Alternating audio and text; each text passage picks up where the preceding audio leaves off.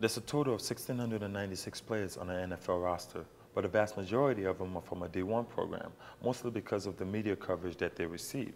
Questions have come up on why and if an athlete inspiring to go to the next level would play for a D1 school. We meet with one of the few lucky ones that have had the opportunity to take the leap.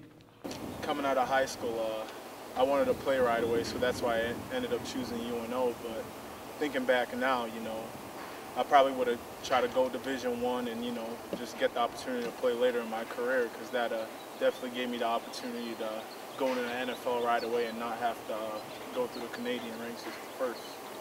The NFL is going to find talent regardless to where it's at.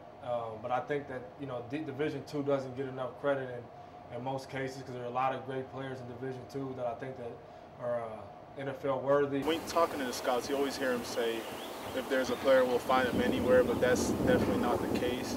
I think, they're kind of closed-minded just because they don't feel we play against, as good as opponents as Division I players, which is true all around. Division I players, are the top-tier athletes. There's always the sleepers, and I don't think they give us enough respect in the Division II ranks.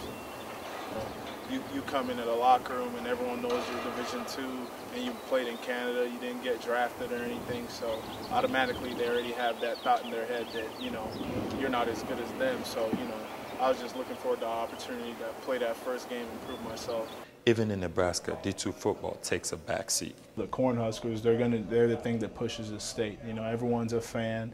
They have 77,000 people that they sell out every game. I think it's a record across the country. So that's what football is here. It's all about the Huskers. But a lot of people don't know, right down the street there's a talented football team. There are a lot of good players, at the Division II level. There wasn't much articles or anything about us two, and I think that's a pretty big feat, having two players from UNO on an active NFL roster, especially us both coming from Division II. So I don't think we definitely got enough credit for that. Over the years, you've seen in the drafts and guys like Kenny Anatolu and Zach Miller and Chris Bober, Ryan Krause, guys like that have been drafted before the Cornhuskers. It's just, there's talented football players everywhere, and there's just not enough teams and enough room for them. And people go D2.